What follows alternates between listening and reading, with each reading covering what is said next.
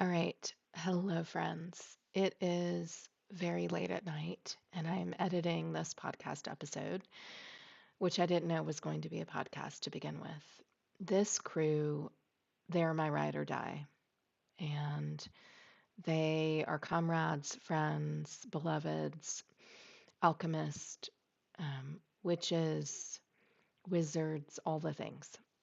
And we're going to get together this year to celebrate the elements, elemental energies, through ritual and ceremony. And it didn't happen in the way that we thought it would. And so, what we decided to do instead is to record a conversation with these lovely folks every season to share with you. So, this one is for spring. The element is air. And in the middle of this conversation, I was like, finding refuge. I haven't put out an episode in a very long time. There are many reasons for that. Um, Time, energy, those are the main reasons. But as I listened to us talk about air and to bring forth our wisdom, I thought it might be helpful to release this as a podcast because it will reach many more people. You can share it with people easily in podcast form. And we offer so much magic about air and practices and in the moment rawness and realness about the context in which we live and the different ways we can play with this element of air to meet the moment. So I hope you enjoy this episode. Another one will be released in summertime. Fire. Summer's my season. I'm a Leo. Um, and we're excited to bring this medicine to you and hope it helps. And yeah, sending much love, sending air, sending incense, sending the uplift of all of the beautiful and good things in this world. Many blessings. Okay. Well, hello, friends. It's good to see you all. Nice to be here with you. We are most of this collaborative team. We're missing one person, Amy, who couldn't be with us today for this conversation. And we want to just take some time to acknowledge we're in a new season. As many cycles of change happen now, which we'll dive into. And this season that we're in now, as you all know, is spring. I guess it depends on where you are. It might be fall if you're listening in a different hemisphere of the globe, but it's spring where we are. And according to the wheel of the year, when it turns again to begin again, it turns toward the east, and the element is air. And the equinox was actually a few weeks ago or a week ago on March 20th, where winter gave way to spring. And often spring is associated with what has been underground, under the surface, and now what sort of bursts through the soil toward the sun. So we see this physically in different spaces. We can see different plants emerge or buds emerge on the trees or flowers or fruits from what has germinated underneath the surface. And so we see this in the earthly realm and physical realm, but also might feel this within ourselves, like what is being shed and dying and giving way so that new things can be born or so we can be in this process of rebirth. And as I mentioned, the element is air, and we can think about air as breath, right? A deep breath in and a deep breath out. We can think about it as wind and this flow of energy that moves through that sometimes is and often not visible to us, but there's evidence of air moving if we look at the trees and the leaves that are just emerging now, blowing in the wind, or we feel a breeze on our skin. Um, or, if it's cold enough, we can see our breath, which is also air. So, inviting in this new season of spring, of air, the element of air, and the cardinal direction of the east, which is the place of new beginnings. It is a place of dreaming. It is a place of rebirth. And yeah, I think that's what I want to say other than to name that it's also a new astrological year. We started Aries season last week, so the zodiac has begun again. There's no mistake that these cycles align with one another, astrology and the wheel of the year, and some other cycles that are in process and flow now. So we're just here to talk about that and see where we go. And I didn't say this, but my name's Michelle, and my pronouns are she and her. And I'm coming to you from the ancestral land of the Catawba, Chiricahua, Tutelo, Saponi, Occaneechi, and many other tribes in Winston-Salem. I'm here with my lovely comrades and friends. And so y'all can call yourselves into the space. Thanks for getting us started, Michelle. I'm Rebby. My pronouns are they, them, and theirs. I feel like a strong wind has carried me to this moment. I feel carried. And I'm dialing in from the ancestral lands of many tribes that make up Catawba Nation, and many other tribes that Michelle named as we are in community here in so-called North Carolina. Stephanie Ghost and Paul here. I use she, her pronouns. I'm on the ancestral lands of the Wichita, Kickapoo, and Humanos people, colonized as Dallas, Texas.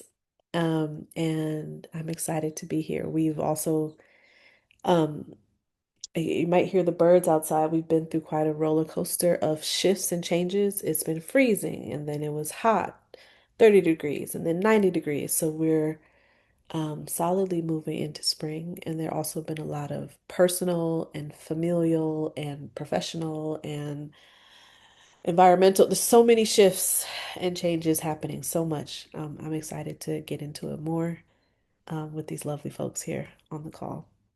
And also, Michelle already called in Amy, just want to bring her in officially to the space. She is a fifth of our dynamic, and she's sending some international love from afar. Thanks, Stephanie, for that. Yes, and Rebby and Michelle. I'm Tema. My name is Tema. She, her pronouns. I also live in the same area as Michelle and Rebby, so on the same lands. And colonized, colonized for me is Durham, North Carolina.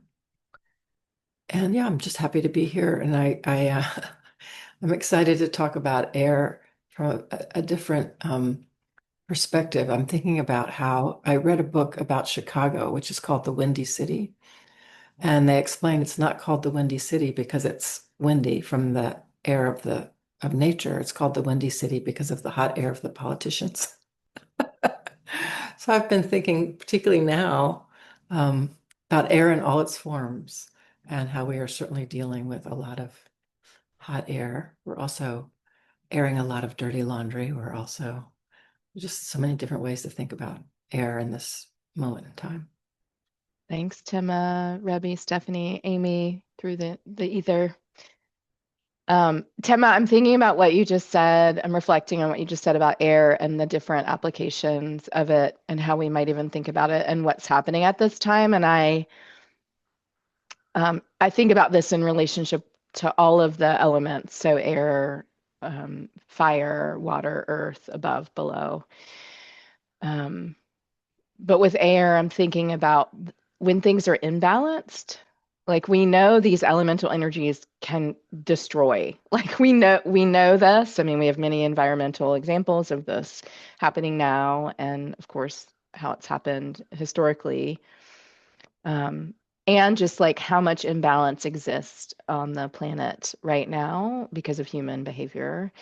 And I'm also thinking about air and all of the elements and the ability to clear away, like how powerful these elements are, really, is what I'm present to, and that we don't actually have control over them, even though I think humans obviously affect the more than human world. We know this, we talk about this. I just mean, if you've been in a windstorm or a tornado, or it's like, I'm not in control of that cycle, right? That could take me or us. So I'm just reflecting on that, how powerful these are, and also how that hot air, like an ego, might make me think I can control. an element that is so much bigger than me, even if I have an influence on these elements. So what you said made me think about that, and just like the deep imbalance that we know is present now, and then also how we use air. Like I'm thinking about the cauldron that I have, which is 250 years old, and like doing spells in that and the different elemental energies, like harnessing energy or using it in some way for the collective good. So that's just my little beginning. What you said made me think about that. Um, yeah. I love that. I was thinking about harnessing in volume and control and just the juxtaposition between like I myself as an individual, I have this candle here. I have a candle. I breathe, I blow out a small tiny flame. And if I think about like a forest fire, wind fuels the fire to clear. Like on a small scale and on a large scale, how we use wind, air, breath, and just thinking about the wielding of that. Often when we think about power, we think of power over or on top of, but the power of these elements is how they are wielded, like in a small way, in a large way. And so that's yeah, the harnessing and the volume made me think of that. I'm also thinking a lot about connection to ancestor. So that I love this because I feel like we're all nerds and we're like we have these random facts. I didn't know that about Chicago, even though I'm from Milwaukee. Because it's windy as hell in Chicago. Like when you're downtown, it's a mess. But I was thinking about trees that recycle air and like just sitting with, and I'm still trying to wrap my brain around this as I write more about what it means to be a living ancestor, that because of the way trees recycle air, we actually are breathing some of the same air that our ancestors did. Like I'm still like, how is that possible? And atomically, atoms wise, not anatomically, atomically, on a molecular level. There's a whole bunch of science that I don't really understand about that. But particles per cubic square foot, we are breathing the same air that people breathe who came before us. And I just think about that, like lineage and what is in us and around us and what surrounds us. And it feels really powerful, even if I don't really understand it. I'm just holding that fact. I'm breathing the same air as the people who came before me. People who come after me will breathe the same air that I did. What does that mean for our connection and our relationship and our responsibility to each other over space and time? So I'm just sitting, small questions of the universe, just sitting with that today on a Thursday. I love all of this so much. And as you all have been talking, there have been a lot of connections into breath in my experience and practice as well, especially this concept of breath of life, which can be really quite biblical for some Abrahamic traditions. And thinking about an entity described to gather up the dust and breathe life into something. And Stephanie, what you had said about working with the candle reminded me of that. And Tema and Michelle talking about like the strength and breath of of wind, of air. And I've always found it quite fascinating too, in how the wind and air, I'm thinking about a cross pollination. So, what spring looks like in Charlotte right now in many areas is this blanket of green, even if something is not directly under a tree, like it's getting covered in green, and thinking about how much is in the air and what it carries. Um, and and in thinking about my calling, like this concept and idea of like what draws me and what calls me. um and sometimes, like I described, it feels like a strong wind is carrying me somewhere, like is taking me somewhere. And to think of that breath of life, and to think about the power of air as this connective tissue, And then my mind goes into thinking about fungi and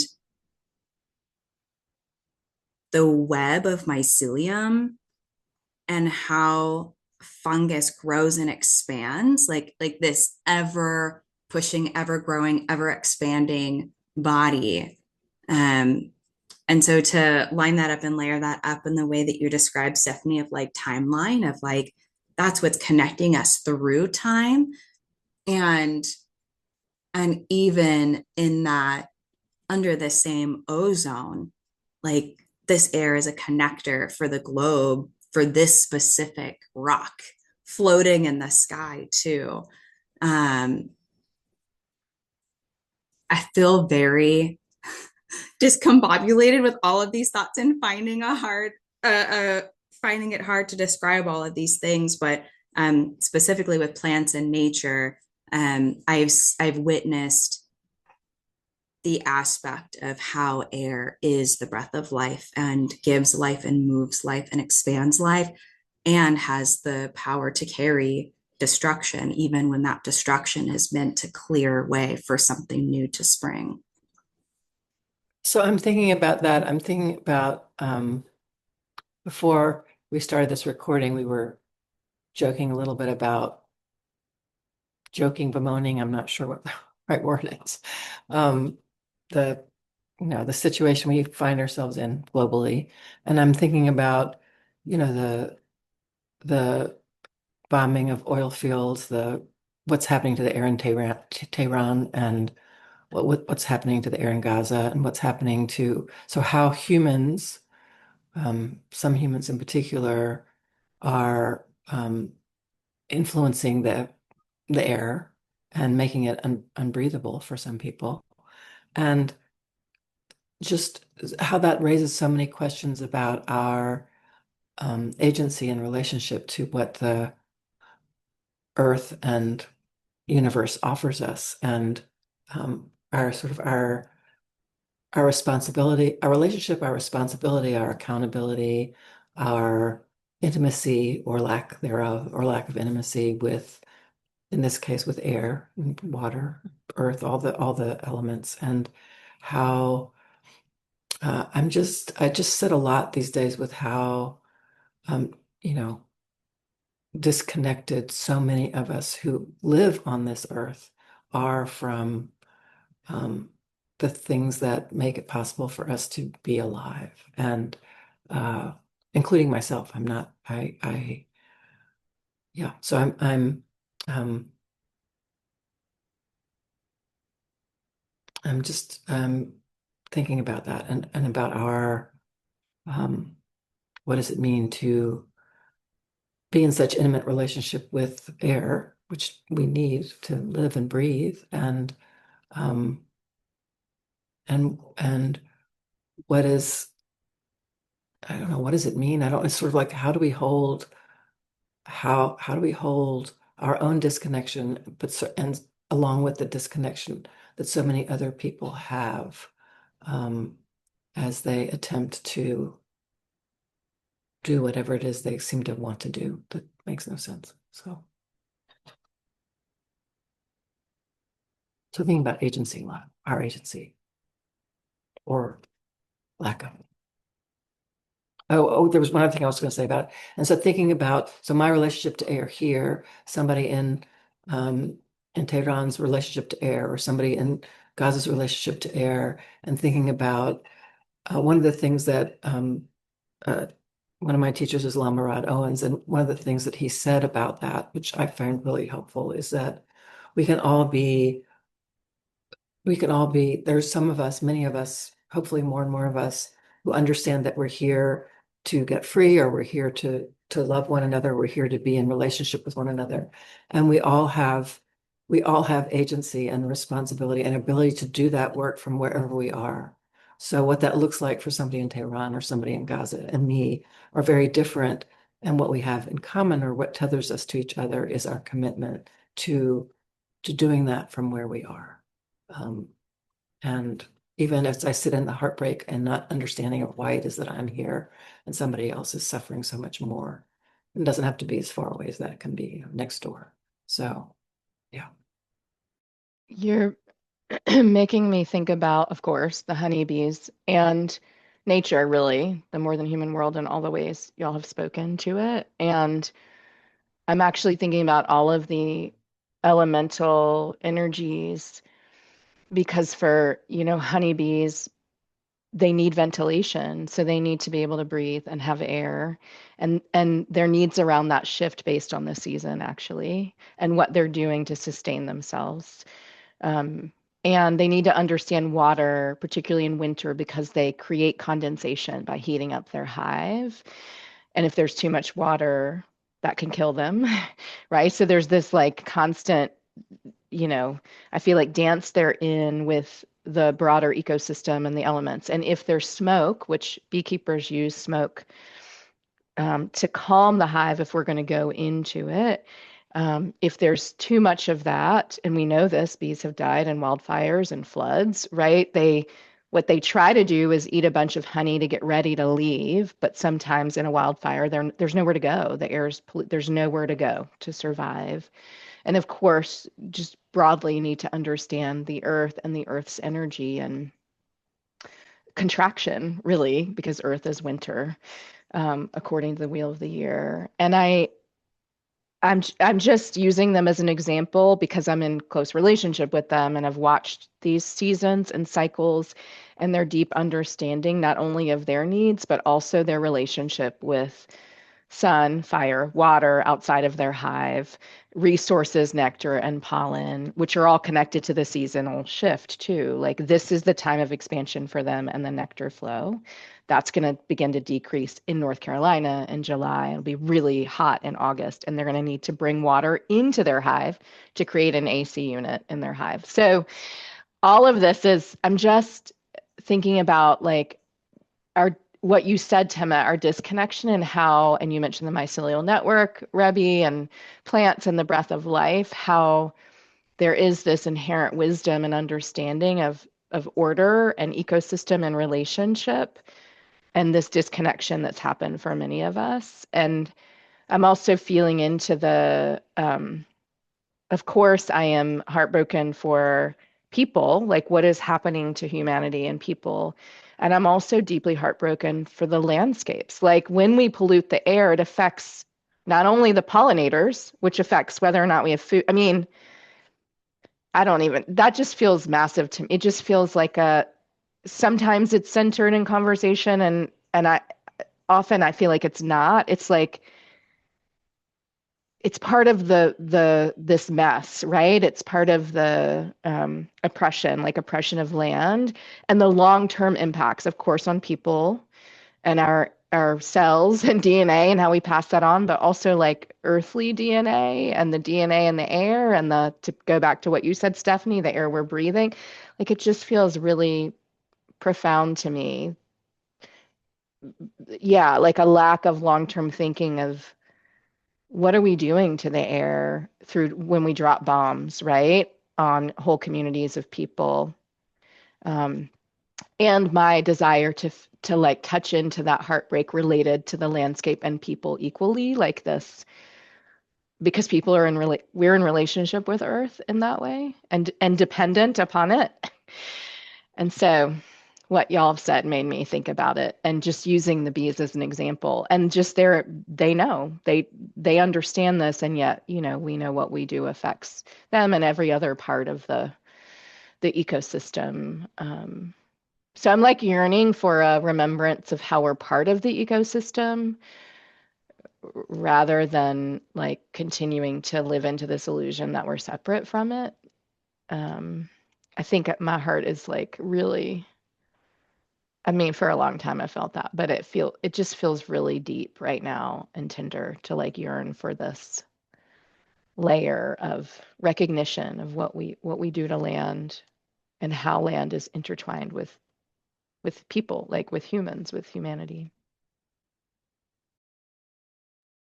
The word domination keeps coming up for me, just the illusion of domination or the commitment to domination and the complete illusion. I mean, it's, you can dominate ourselves out of existence, and the way in which, as I start to understand um,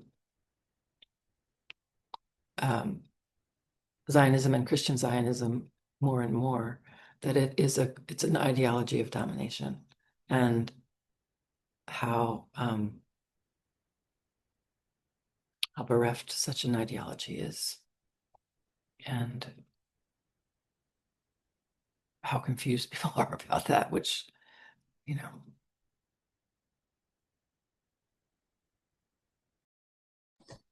Yeah, I was in deep conversation with a friend of mine who has deep knowledge in political history and um, reminded me a lot of conversations I used to have with my dad growing up.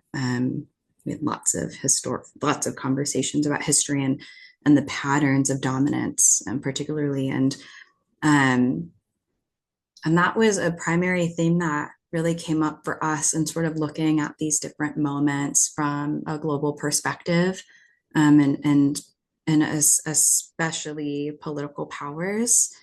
And this very simple question kept coming up is, well, why? And that for me is where I tend to hit this mental block of not mm, in my rejection of being governed by these bodies is to witness that this domination is chosen over and over, and to have power over groups of people and to see that play out both in American history and across the globe, and especially right now. And I'm also hearing of what happens if I don't see myself as a part of this ecosystem. Um, and in coming back to the relational and coming back to people that are maintaining relationship with the earth and the more than human world, that for me is, I feel, where the most reflection comes from, because the bodies, the systems will do what they're going to do. Michelle, I think you say that quite often. And so how can I remain unsurprised by it and in critical thought of it, and in active rejection of it? And yet I still have the empathy for the humanity that exists within. Like, those are still people as well. Um, and I think of some of the things that keep me up, sometimes get me wishing and hoping that bombs would drop in a very specific place with a very specific set of people. And I'm like, oh wait, no, I gotta get out of that thought pattern. And so it's really fascinating. So I'm so grateful to be in conversation with people that are aware of this system collapse, and that this is expected, it's anticipated, and it will happen again. And that keeps me really grounded. Yeah. I'm letting a lot of this marinate. I love the like slow noodling that is happening. Um, so I'm just trying to string together a couple things. One is, as we talk about these systems of domination and the disconnect, Michelle, you named the disconnect to land and more the human world. Um, I'm also thinking about that disconnect between humans. Um, Knowing that one of the most galvanizing phrases that I think has awakened people, radicalized people, given people like a mainstream public visible like thing to latch onto has been these the public spectacle of Black Death. And like the phrase, as I listened to you all, the phrase that kept coming to me was like, I can't breathe. That's Eric Garner, right? That is a phrase that has so much in it. And as I think about the image of a person on top of a person, holding down a person, putting a knee on someone's neck, the immense disconnection between that's happening right there. Like there's a disconnection. And yeah, I think we've like literally centered a movement around how do we show people that Black lives actually matter, that we are important, that we're here, we exist in the future. Part of that is like asserting the right to exist and to breathe. I deserve to take up space. I deserve to breathe. Literally get your foot, your neck, your arm off, your foot or your arm off my neck. So that was coming to mind, just the like, we, Michelle, I think I first heard it from you. You say the breath is life.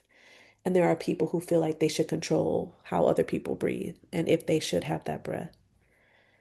And at the same time, I was also thinking about like allergies been really trying to take me out, like for real. Allergies, I have allergies and asthma. And there's there's an environmental, like the land is crying, like there is an environmental impact to our actions.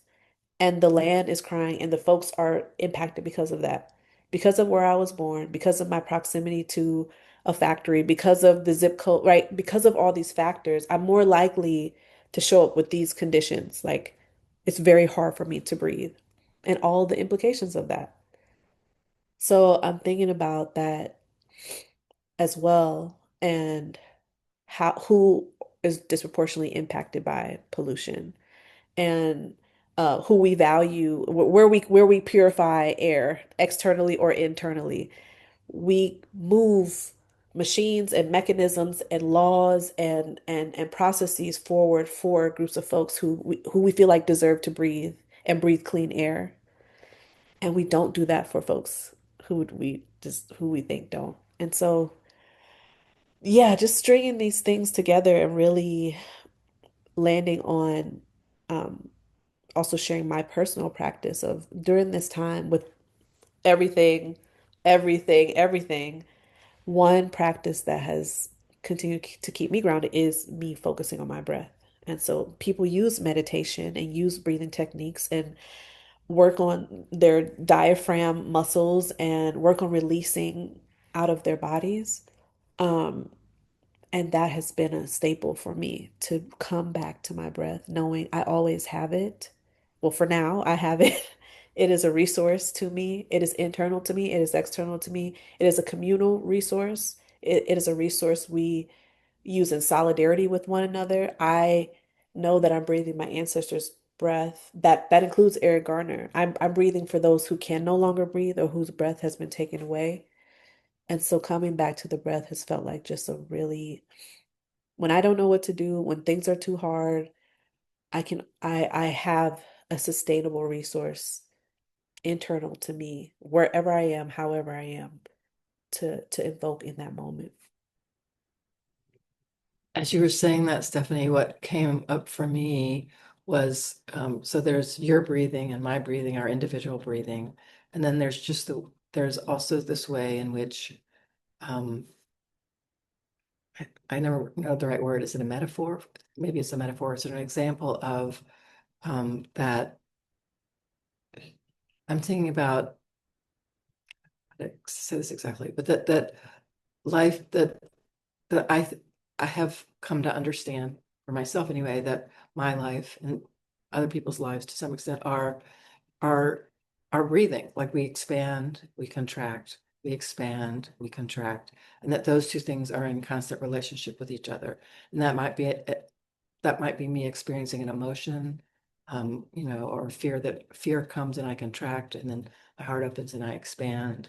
Um, and um, and I know that they follow each other, and that being alive means that I'm going to be in that process. And I think that what capitalism and domination and uh, you know all the things that are domination oriented um, try to try to decide who can breathe, but also just try and break through that process altogether. And I think about all the people that I sit with in my spiritual direction practice, and myself included, who kind of assume that there's a place to get to where we're not breathing anymore, where it's just like still. And instead of being able to live into the skill of now I'm opening and now I'm contracting, and that's okay. And now I'm opening and now I'm contracting. And that we're learning to be with that cycle, rather than trying to shut it down. I don't know if I'm making myself understood, but I just could see that this is life, and the putting a prison around it or trying to strangle it, even if it's within our psyches, does not serve us. I love this conversation. And Tema, this expansion and contraction is something I feel a lot and am present to, and cycles within cycles.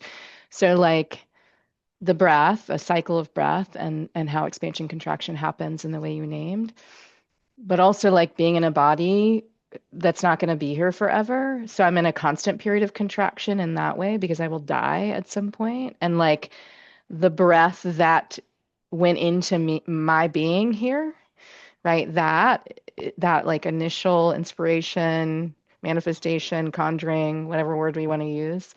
So I'm thinking about like the large cycles, the seasonal shifts, and then the um, cycles that may feel smaller. I don't know if those are the right words for that, but um, so we're in this experience of spring in a larger cycle that's happening on our planet that is connected to lineage and time and space and the above and below. I'm present to that. And I'm also thinking about how yesterday I was walking in my yard. This happens to me every year because I plant things. I don't remember I planted them. I can't tell you the name of them, but I love like planting, gardening, and something is coming up in my yard that my neighbor, I'd forgotten he gave it to me. He gives me plants all the time. And I noticed that they're coming up, and it's a perennial that's spread, creates these really beautiful flowers. And so I'm present to like, and Stephanie, you talk about timelines a lot, this expansion and contraction, this timeline, and how life is happening. I write about amid death. It's like all of the horrible things we just said, this commitment to domination, the rebirth, at least on the planet, I can point to many different ways just in my yard, but beyond my yard, even more. And I'm not saying that to bypass what we're talking about. I'm just like, and recognize that too, Michelle, which may be one of my practices that helps me ground and like stay somewhat steady, if that's even a thing, and presence myself. Like, I want to observe how life is present and how the rebirth is happening. Um, and I want to witness how death connected to a commitment to dominance happens too. And I want to hold that. And something about this expansion and contraction, even in my body, like helps me be able to hold those things because those are polarities. So like I can feel it in my body and attune to that. And where else is it happening? And how do I witness it all? That's that feels like also harnessing energy and elemental energy. It's like agency and making some moves or choices related to that. Um, just our capacity to witness or be present with. So, yeah, thanks for sharing. Everybody sharing all the things.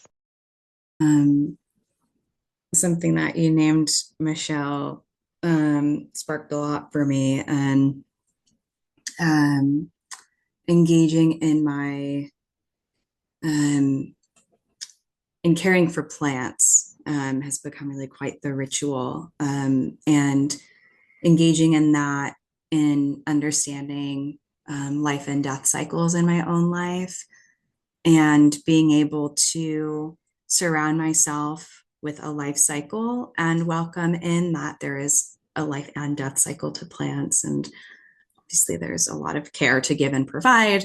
And this is one of my favorite times of year to see what has been dormant, that is coming back to life. And it's like, oh, I thought you were long gone. And to see the breath of life come back into them. And now many cycles later, I'm not as nervous when my plants shed their leaves in November and December. And that's a part of the shedding. So to be able to engage in ritual from a full elemental experience has been really beautiful and radical in a lot of ways to help me have a more tangible understanding of how this applies largely in my life and world. And so just like being with the plants and listening has been one of my favorite practices. I feel like we've offered, Stephanie, you offered breath, like the way you work with your breath, and Rebbe with plants and life in this way, and the mycelial network, and Tema, this idea of it being present to expansion and contraction instead of resisting it.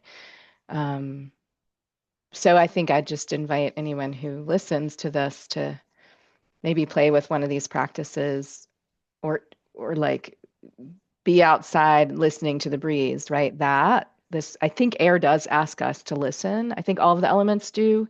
And there's something different about it related to air for me. Like I can't see it, so what do I hear from it is what I think. And so just inviting people to play with that. And I also just want to offer a deep bow of gratitude that we're in community with one another amid all the things and in conversation and practice in this way. So I love y'all. Deep love to everyone. Thank Good you care. so much. Thank you.